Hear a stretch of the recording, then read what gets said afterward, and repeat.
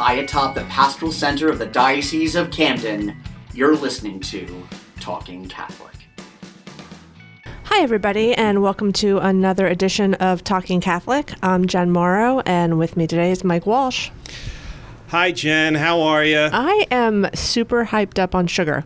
So there are so many sweets in the office today, 2 of which were brought by you. 1.5 brought by my coworker, Paul Worthington. 1.5 because it's a pie and homemade ice cream. Oh, that nice. It's only 10:30, 11:30, and I've had 3 pieces of pie and 2 scoops of ice cream. And I'm really hyped up right now. So it's an apple crumb pie, a pecan pie, a bacon pecan pie. Pecan. Thank you. And what flavor of ice cream? Bourbon vanilla homemade ice cream by Paul Worthington, who was on our podcast last week. We are a very cooking-oriented, baking-oriented kind of department, aren't we? We are, especially you. You bring a lot of pies and desserts in. I will admit that I got a little annoyed last night because we had a group chat going on, and Paul Worthington posted that he made 2 pies, and I had planned on making 2 pies, and I was like, well, the whole staff isn't going to eat 4 pies, and I was like, I don't care. I'll bring in 4 pies. So we have 4 pies. Well, I don't know. He only brought in one of his pies. He only brought in 1 pie. And also, have you met our staff? Because we can eat 4 pies. Well, I'm looking forward to it. And we're also on the same floor as Catholic schools, who definitely sneaks in sometimes. Yeah, I don't approve of that, by the way. What do you mean? Well, I bring them in for our people. What? We are an organization, the Catholic organization that shares even pie. Nope. Nope. Nope. I will make them their own pie. Oh, all right. Well, Someday. Did you hear that, Department of Catholic Schools? Mike Walsh is making you a pie. On a day when I feel like it, I will make them their own pie. Although I did tell the our crew today, the people we have with us today, I did say that they could go down and have some pie if they wanted to. You will not regret it, because I have to tell you, Mr. Walsh, that is I can't give it things a 10, right? Because then there's nowhere to go above after that. Well, that individual thing can be a 10. That great English, by the way, is because I've had so much sugar. That pecan pie is without a doubt a 9.8. Thank you very much. Oh that my means gosh. a lot to me. Especially the crust, which you said also has pecans in it. It's 100%. It's a pecan crust. Ugh. I'm sorry. How do I say pecan? You're saying it wrong. Okay. Pecan. It's Yes. a pecan. Oh, I'm still not doing can't do it. Man. Georgians probably hate me. Yeah, the crust itself is made of tree nuts. It's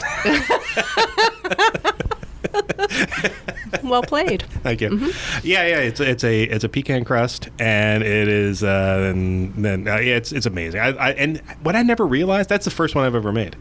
What I didn't realize is how easy it is to make pecan pie. They are very, very easy to make.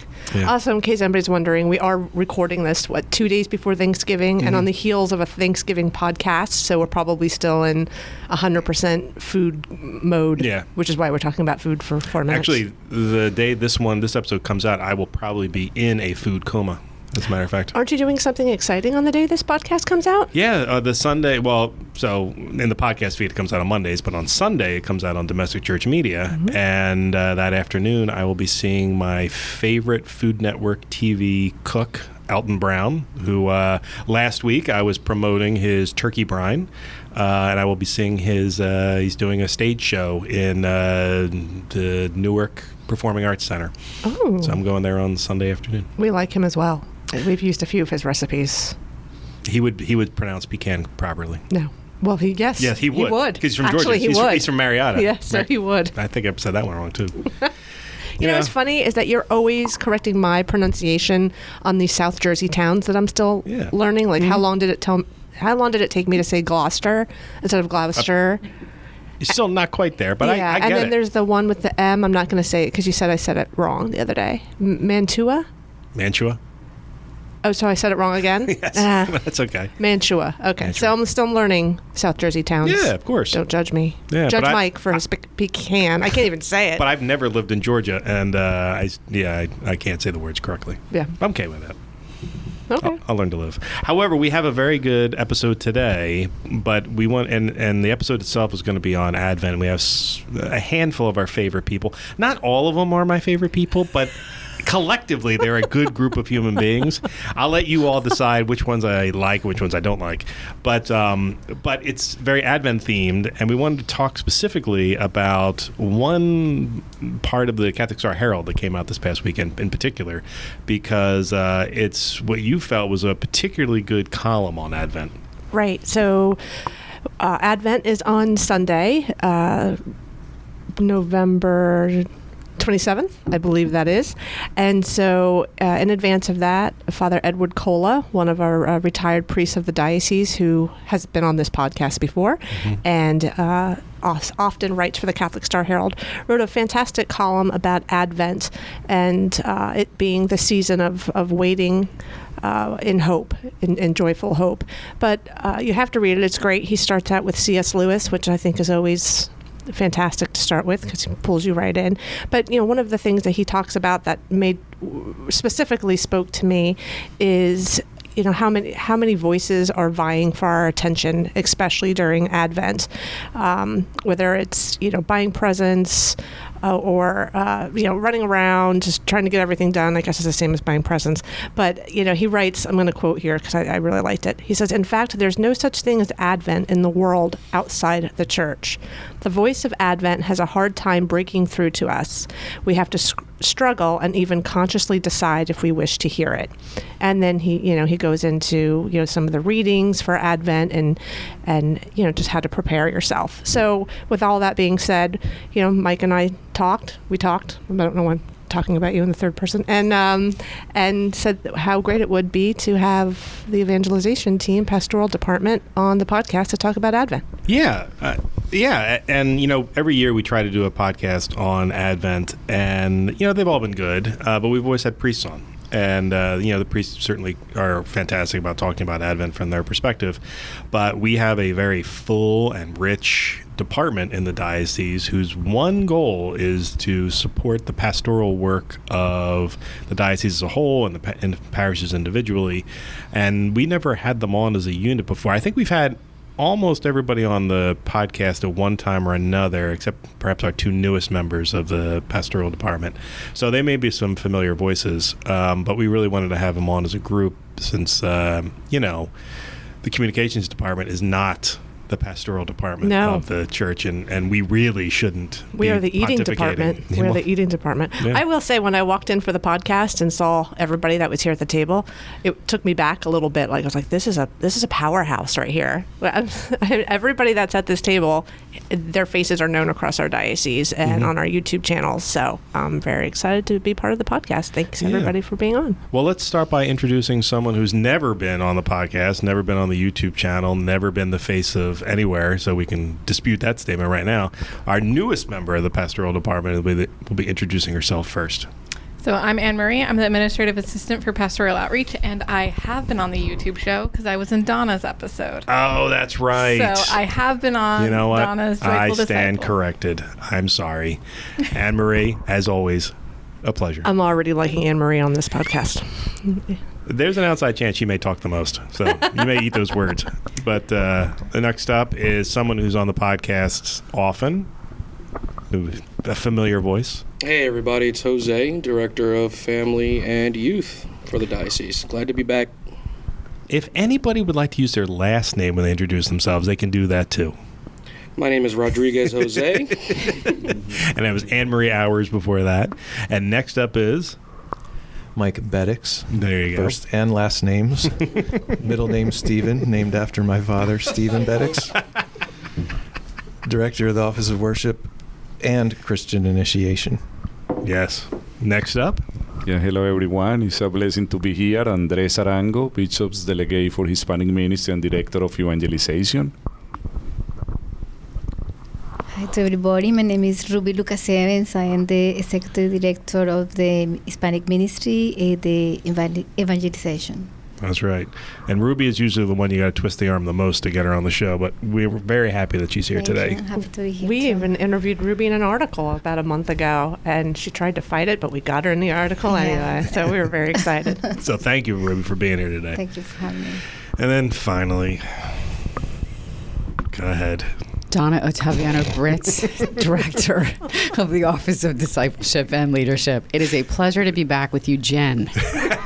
And it's very great to have you back, Donna. I'm glad to be here with you. Were you here when I had to apologize on the air because I was too mean to Donna?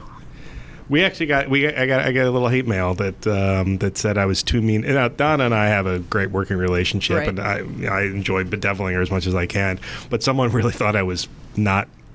I crossed the line. I'm so happy to hear that. Wait. Which part of that statement were you happy about? All of it, but mainly the fact that somebody reached out to you and said, "Hey, cut it out. Stop picking on Donna." And he referred to me as a frenemy. So the friend enemy, and somebody did not like that. I still stand by that statement, but yeah. Well, thank you to whoever that was. Thank you for contacting Mike Walsh.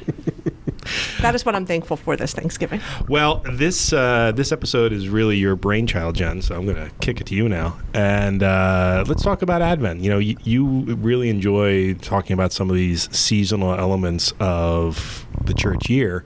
And Advent is one that I've always felt gets short shrift, except on this podcast, where we do our best every single year to do an hour about it because we think it's important. But most people just consider it pre-Christmas. Well, maybe one reason that it's something that I'm passionate about is because I didn't grow up in the Catholic Church, which I've mentioned on here before. I came to the faith as an adult. So the idea that these weeks of Advent are a time of reflection and preparation, much like Easter, is still kind of new to me, even though it's been 15 years. But so I could use any help that I could get, and I'd love to hear from our guests about Advent and how you prepare yourself for Advent and Christmas. Who do you want to hear from first? Oh, I knew you were going to ask me that. I'm staring right at Anne-Marie, and I'm sorry. I know, it's because you're sitting right next to me. She's looking at you like, so please, I'm gonna ask please don't call on me first. It's too late. I'm going to ask you first.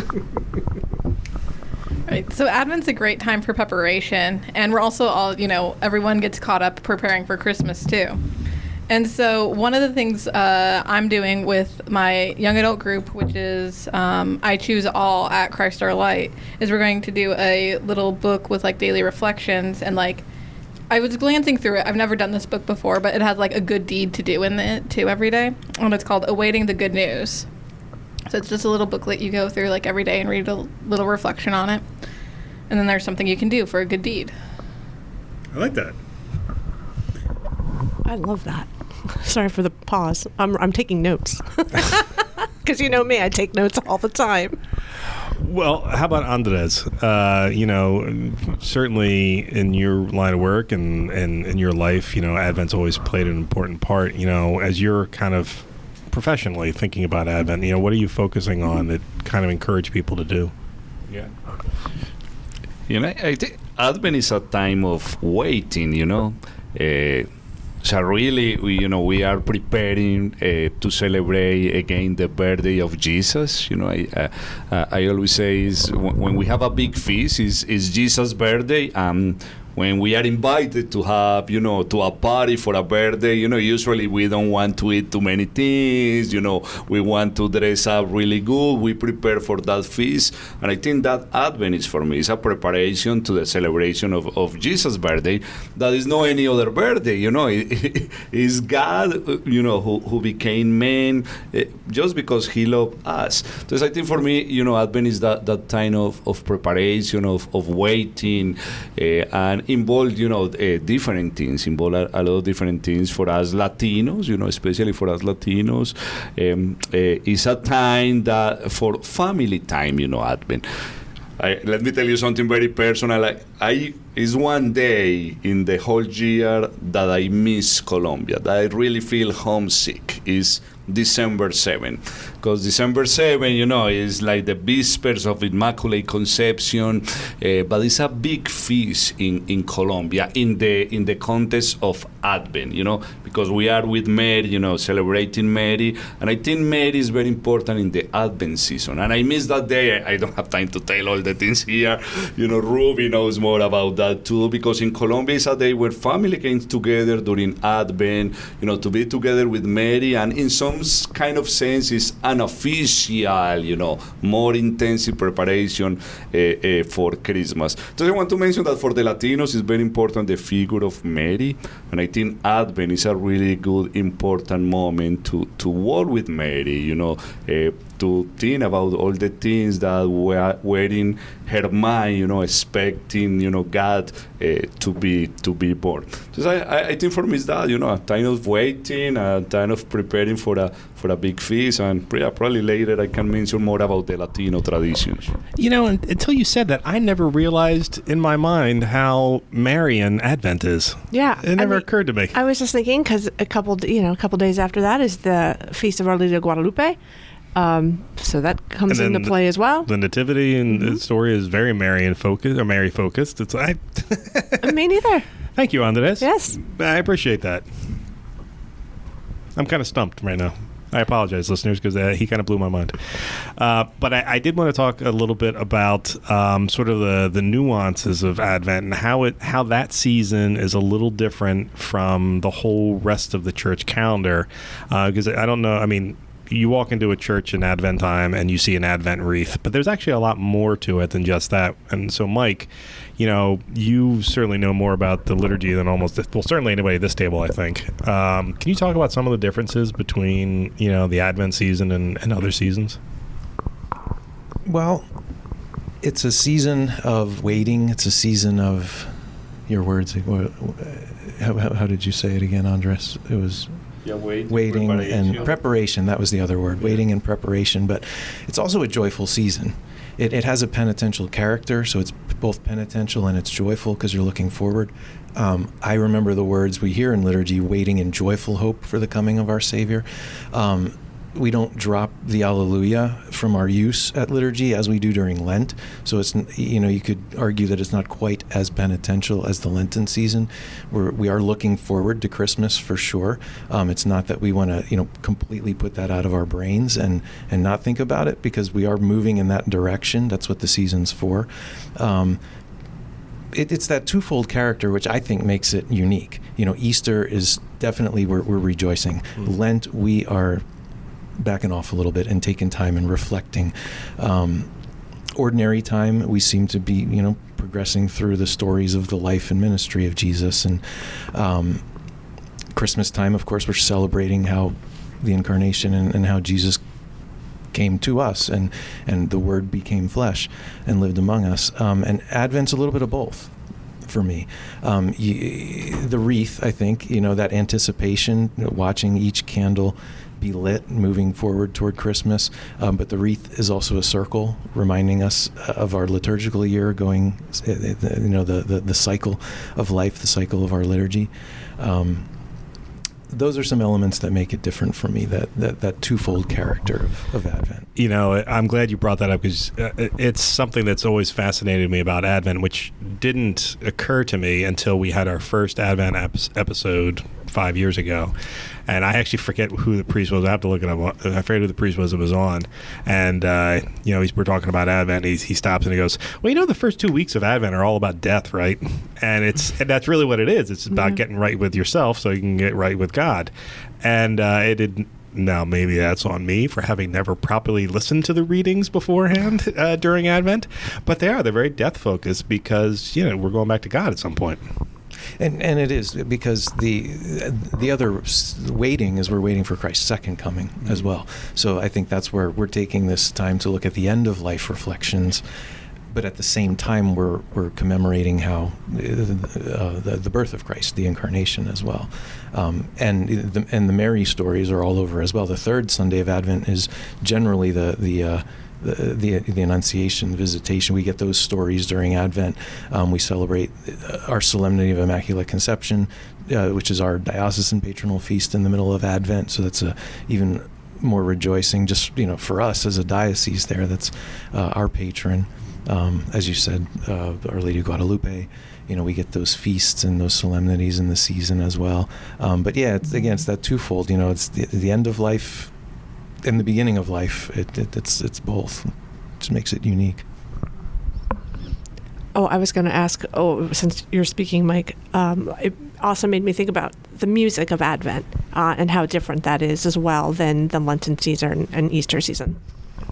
Yeah, the music's a little different because we don't need to refrain from the Alleluias like I was talking about, so you can have those joyful songs. I think for a liturgical musician, it's easier to avoid the Christmas music that's probably bombarding society right now, because there's no way we would ever dare to sing "O Little Town of Bethlehem" or "Joy to the World" on the second or third Sunday of Advent. That's not going to happen, I don't think, in most churches. And if it is, pastors, then you need to talk to your musicians. But we definitely have a repertoire for Advent music in the church. And even if we don't know what it is, you can turn to the hymnal that you have in your pews and find it all there.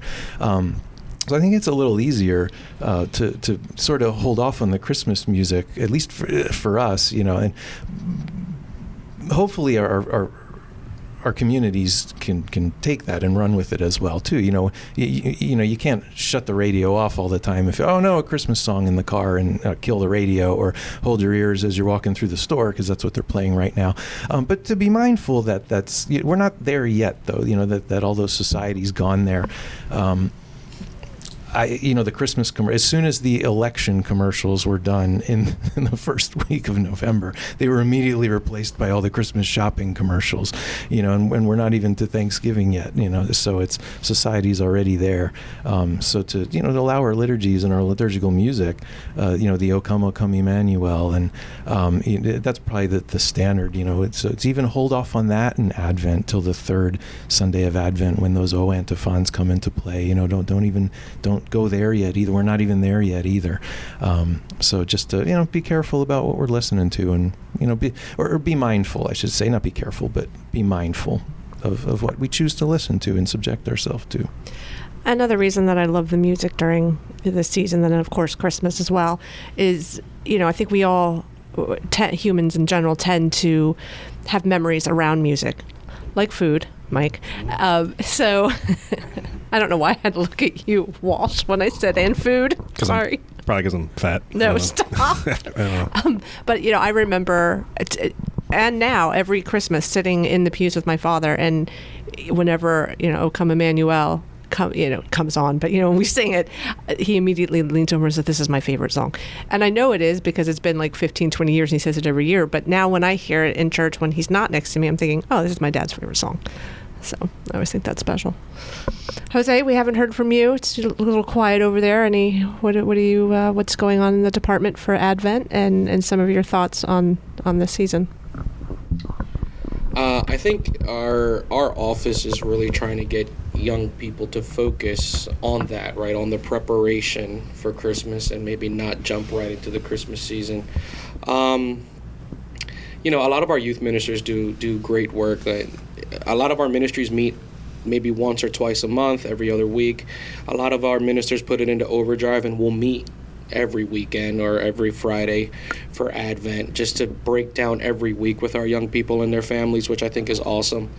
I know we have ministries that have taken their groups and have made Advent wreaths to take home, and make that the center of their table in their homes, which is huge.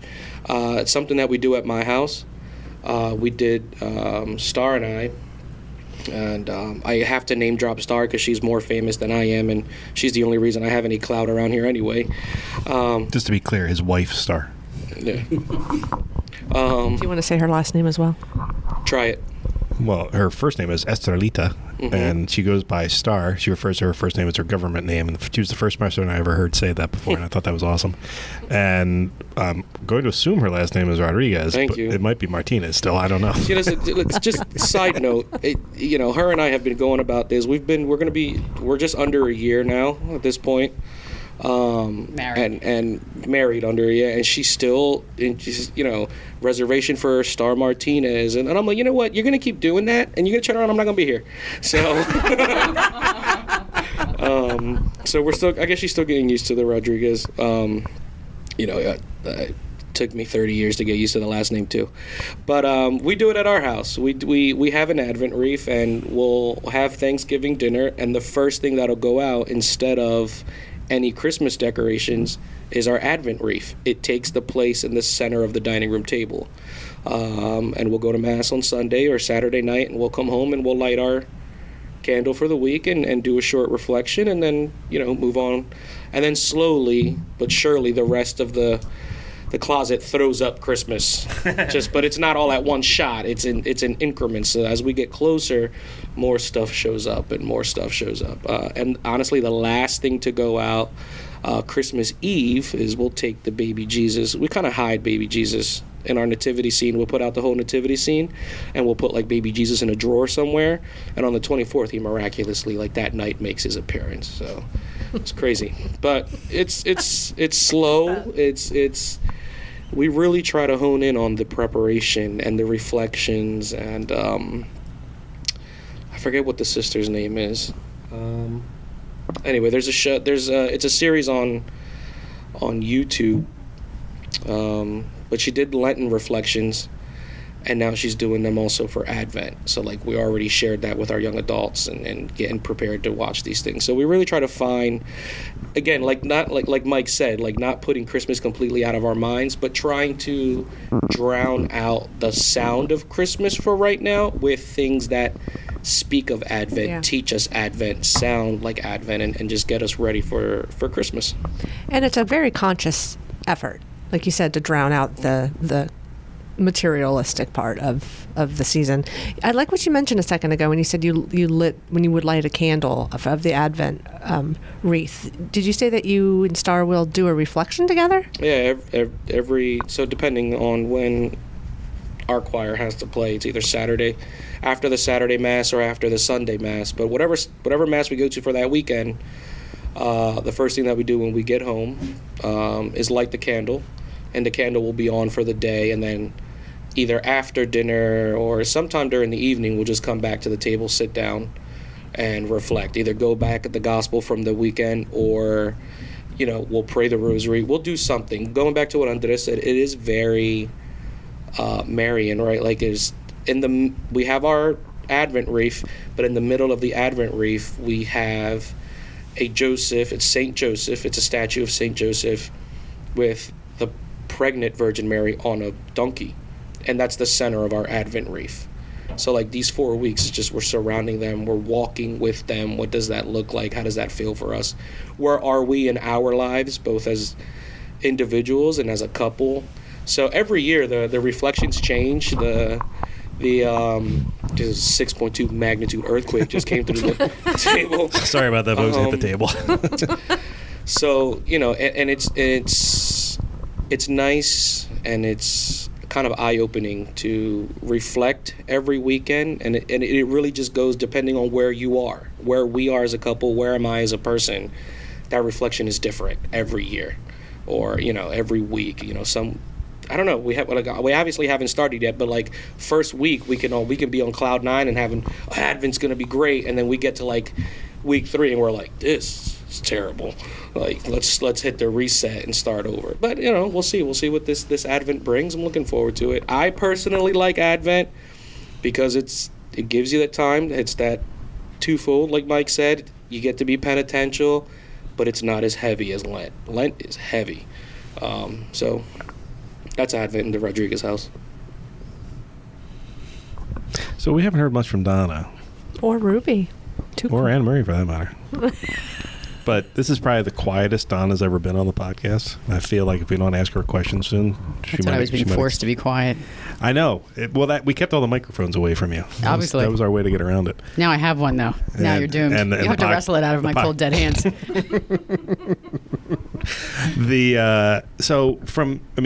You and I have talked about Advent before in the past, and sort of, as cold, jaded, bitter people, what it's like for us to prepare for yourself, the Advent season. I don't know. I spent a lot of time around you. I think you're a closet jaded person.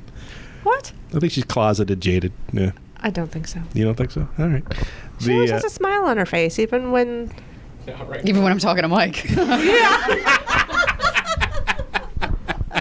That's true. See, that's the key to the podcast, is setting people up to hit the softballs. Well done. So, I mean, you focus on your spirituality a lot, and sort of like the place the church fits in the world. You know, is Advent something that we're not spending enough time focused on? Well, I don't know. I mean, you go around this table. I mean, we're sort of living in the Catholic bubble here, you know. So, and I think I would say it was probably easy 10, 12 years ago where I really began to focus on the season of Advent. Because you set out with all these really nice intentions, and you wake up Christmas morning and go, did I do anything to prepare for this? No. So it really became a very conscious effort, is to absorb as much as I could out of the Advent season. So what did I do for it personally? What did Joe and I do kind of as a couple? And we did the Advent wreath like Jose is talking about, and lighting our candle every weekend and saying some prayers as it relates to the Advent candle. But really it was 3 years ago where it was just in front of COVID. It was the Advent in front of COVID where we kicked off small faith-sharing groups out of my parish, which is St. Maximilian Kolbe in Marmora. And we started with, the Ascension has a series of books for Advent called Rejoice. And it was literally, you walked towards Christmas, you went through Advent with Mary every single week. There was a daily passage, a daily reflection, you captured your notes, and we were meeting every Friday night. And it was beautiful. And so they've come out with a series of these for every Advent. So the first year was Walk with Mary. The second year was Walk with St. Joseph. Last year it was Walk with the Holy Family. This year it's deep in the scripture for each of the weeks, right? So focusing on the first reading, the Psalm, the second reading, and the Gospel. And so we're doing that this year. But we're so pleased. We actually have been together now for 3 years. And we've actually grown. So there are people in our small faith-sharing group that are from other parishes, from within Cape May and Atlantic County. So we've grown. We never wanted to be one of those closed Christian groups that won't let anybody in because we all know each other. We lost a member this year. Her name was Nina. She had a valiant fight with cancer in February. And it's so interesting. We picked up another Nina this summer. She actually works for our Department of Cemeteries. She's from another parish. So it's a really beautiful, dynamic group, and it sort of holds to what I hope for is spiritual accountability as we go through Advent. You can't not do it because we meet every Friday night. And we meet on Zoom, so we call it our Holy Happy Hour, on Friday night. So it's a nice practice. And I find I pay more attention to the way I pray my rosary, because I think this is a very Marian season, and because the rosary can sometimes feel like just a lot of rote prayer. But if you think about what those mysteries are, you're literally walking through the life of Christ with his mother.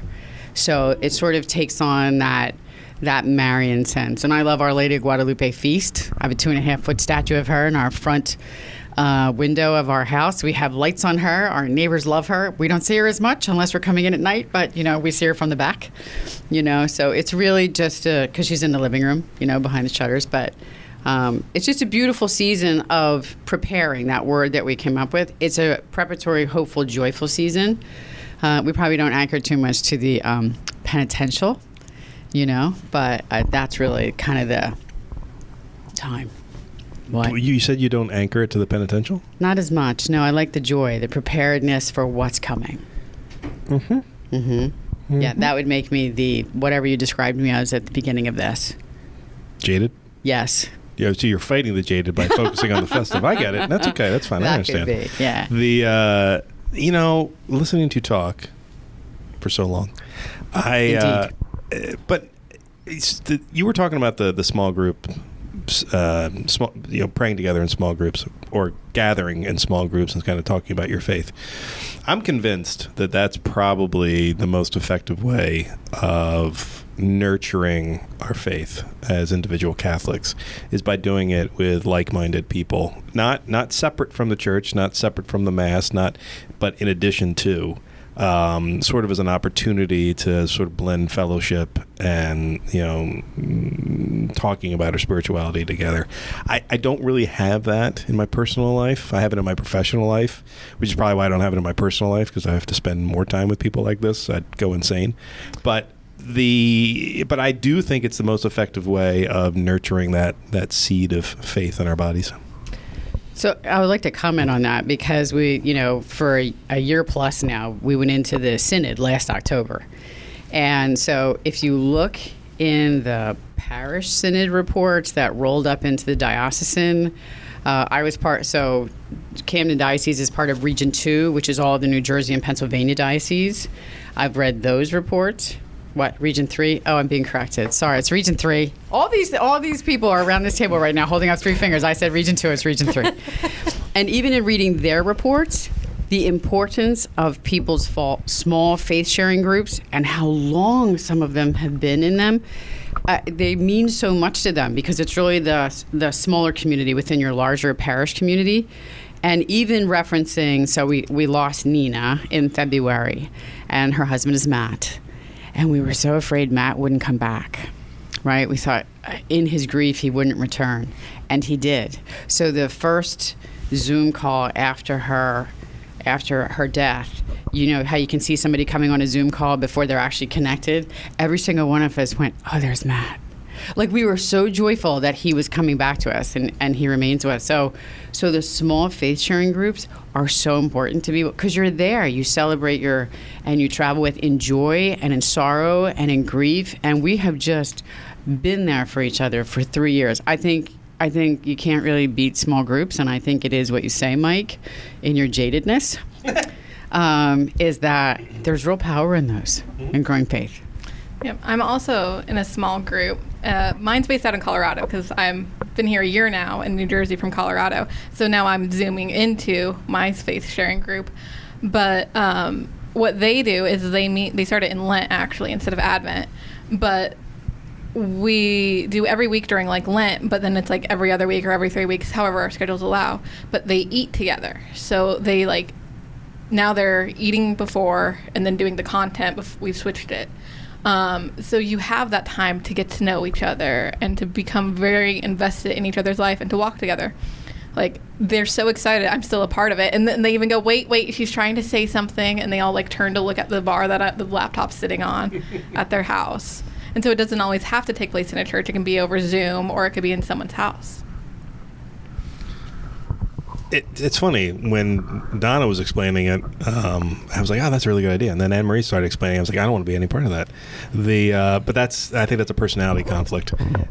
It's definitely a personality conflict. She was saying you're all up in each other's business and stuff like that. And that would be mentally, as an introvert, that turns me off. But the fact is every time I've been in one of those small groups, those were always the most nurturing, the best experiences I've ever had. Mm-hmm. So I say that to those who are listening currently who may think like me. By the way, I'm sorry for your brain. But it's don't be afraid to join these things, even though it's completely against your nature, because ultimately it'll be a good thing for you. And Anne-Marie as well, since you and Jose also work with youth and young adults, do you find that that age group tends to gravitate toward small group discussions? Well, the small group I'm involved in from Colorado, they're not young adults. They're every age. But for us at Christ Our Light, we do tend to gravitate. We made the decision this year, instead of meeting every week, we would meet every other week. So we're meeting the second Saturday and the fourth Saturday of every month, except for Advent and Lent. We want to do every week. So there is that acknowledgement, these are times to get ready. These are important times in our liturgical calendars that we need to be aware of. So even though we're all going to be apart for the holidays, we're meeting on Zoom this Saturday for the first Sunday of Advent. Go ahead, Jose. So Jen, yes, right. Young people, both. So you'll hear us say youth and young adults, right? Youth is usually high school age. Young adults is anybody out of high school, into their mid-30s, but they are attracted to the idea of getting together outside of the Mass. The Mass is communal, right? It's where we come together as a people to praise, but it's also very personal, right? Because you show up for Mass and you sit in the same spot you do every week, because that is an unwritten rule. And if somebody's sitting in your pew, you politely ask them to move. But it's communal in the aspect of we come together. But when you're a part of a small faith sharing community, that becomes an extension of the Mass, right? And it's an actually opportunity to pray together, to talk to one another, to open up, and that could be very difficult for a lot of people, especially if you're like Walsh. But there's something. I'm sorry for you. There's benefits to it, both mentally, physically, emotionally, spiritually, when you're able to sit around a table, break bread together, or break open scripture, or do some type of devotional. But when you're able to do it with peers, it almost just seems easier. And young people are super attracted to that now, with all the advancements and everything that we are learning about mental health and the needs to care for oneself and for others. They're super attracted to it. It's okay. There's a lot of young people that maybe don't want to go talk to somebody in the medical field about how I'm feeling mentally, but I find that solace, that belonging, in a small faith sharing community. So it is attractive. It is, it does draw people, and I think it's good, especially during these types of seasons, to be able to sit down with people and talk about what your expectations are and what you need. So. Right, and I just want to comment, we just had the youth and young adult mass at Christ Our Light. That was the Office of Family and Youth also was a part of it, and the mass was great and everything, but afterwards we had a light reception and we sat there all talking for over an hour with each other, just faith sharing, until we talked about the mass. We talked a million different conversations, but we shared with each other too afterwards. There's something I wanted to talk about that we did in this diocese during the pandemic. It was a live streamed event that we did, and it was unique. I'd never been a part of one before, but the diocese is hosting another one on December 18th in Hamilton, and it's called a Posada. And we did one with Jose and his wife and his was it the youth ministry folks? Yeah, the young adults folks. And it was a unique experience. And I had never been a part of it before. But this one is going to be a little bit different in the sense that I think it's going to be more true to what a Posada is. So Andres and Ruby, can you explain what the Posada is? Ruby is desperately trying not to hold the microphone. You have a good streak so far, Ruby. It's been very quiet. I know. We got to get you in there. Okay. Yeah. Let me mention something before that, because I think it's a good opportunity, for the people that are listening to us. We as Latinos, we came from 20 different countries, and all of us, we have different traditions during the Advent season, especially we mentioned about the Marian, component of Advent, and again, I mentioned Immaculate Conception, Jen mentioned Our Lady of Guadalupe. By the way, Immaculate Conception is the patroness of so many countries in Latin America, Panama, Nicaragua, Paraguay. So it's a big celebration, Guadalupe, not just from Mexico, but the, Emperatrice of all the America. This has that component, but it gets very intense for the Latinos the last 9 days of Advent. Because, we call the last 9 days for the Puerto Ricans, the parrandas, more music, joyfully, for the Mexicans, the posadas. For Colombians, we have the novena, and all of them, they are like a popular religiosity, but very connected with evangelization. Before I go to the posada, for example, Colombians, we have the novena. We came together in different homes as family.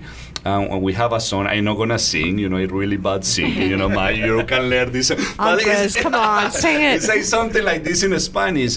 Ven, ven, ven, ven a nuestras almas, niñito, ven, ven, ven. It's like, come, come, come, come to our souls, little Jesus, come. And this is, as we are preparing our homes for Christmas, all the things, it's a reminder of how we prepare our hearts. So again, for the Latinos, I think we are at this very family-oriented, and I think the last 9 days of Advent are very to be together as family and preparing our souls, our heart for Jesus to come. the same with the Posada. We are going to have the Diocesan Posada December 18 in Hamilton. We invite all of you, and it's going to be a beautiful moment. And again, this is a very Mexican tradition, but now all of us Latinos, we like the Posadas. And basically what happened, Mary and Joseph, they were knocking all the homes in Bethlehem, asking, if they can stay the night there. And sometimes we say the people from Bethlehem, really bad people, how they see a pregnant woman, and they don't give her a room. But the reality is the homes were full. It was the census, and there was people from all over, there in Bethlehem. But I think that reminds us how many times, Jesus, probably in the bonus, Mary is knocking to our doors. Mary and Jesus are knocking to our life, and we are not open our souls. So I think the Posada, we are going to be doing that. We are going to be walking with Mary, Joseph, and Jesus, who is already in Mary's womb. So we are going to be like knocking in doors, and trying to simulate what happened in Bethlehem. And at the end, it's going to be a home who is going to open the door for them, and we are going to have a joyful celebration. So I hope, I don't want to tell too much about the Posada. You need to go to the Posada. It's open to everyone. But the moment that I say Advent, for me, from an evangelization perspective, is when Mary was in the manger, they given, a place to them. They go to this place with animals.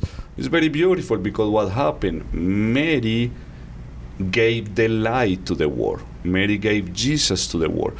And I think for me, and I end with that, I gave to Ruby, for me, for Advent, it's a very important moment for us to live in the Word of God, to read the Word of God, to have more intimacy with Jesus, who is the Word of God, that in Christmas, and all the Christmas season, the same as Mary gave the light to the world, we can be really people bringing the light to the world, bringing Jesus to the world.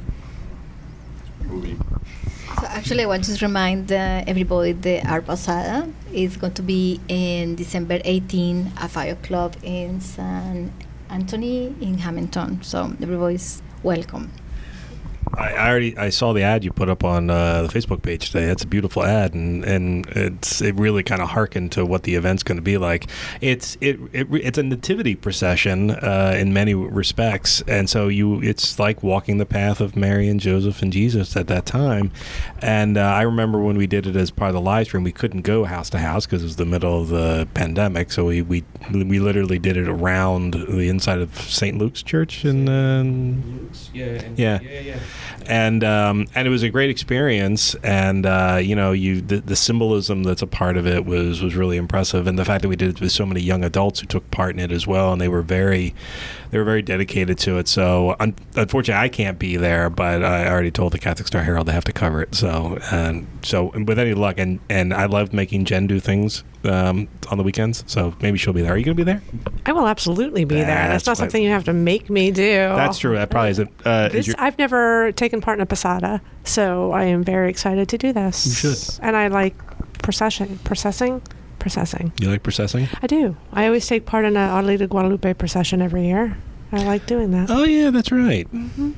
Actually, for me, it's going to be my first one, too. Really? Because I'm Colombian, too. Yeah. So we do the novena. Right. So it's the 9 days before Jesus born. So I'm excited, too, because I've never been part of the Posada. Yeah. Like Andres said, we are Hispanic, but with different ways to celebrate Christmas. Mm-hmm. But as Catholics in South America, we really is about the faith, even for us, for the little, when we give gifts, it's at 12 o'clock when Jesus born, the 24th, but it's more about, the pray and what really represents more the gift.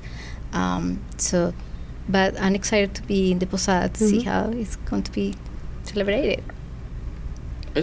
And just in addition to the plugging the Posada here, it is like this is going to be bilingual, right? So that's when we literally say everyone is invited, we are really putting on to make space for everyone to feel welcomed and participate, because it is something similar to Ruby.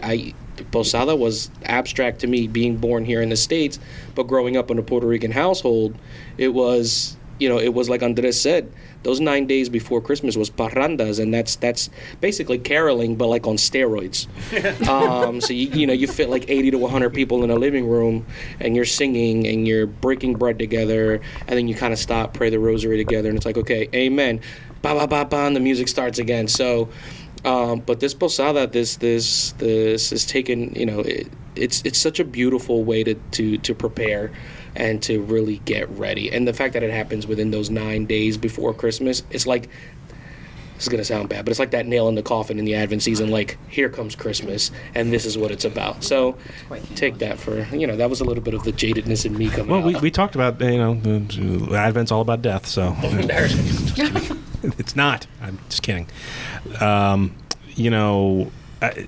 Just to piggyback on something that Jose said, as someone who grew up not really connected to any Latino culture as a young person, typically just wasn't in the vicinity of it when I was growing up. Now, particularly in this job, I've had the opportunity to partake in a number of Latino events, and they're all fantastic.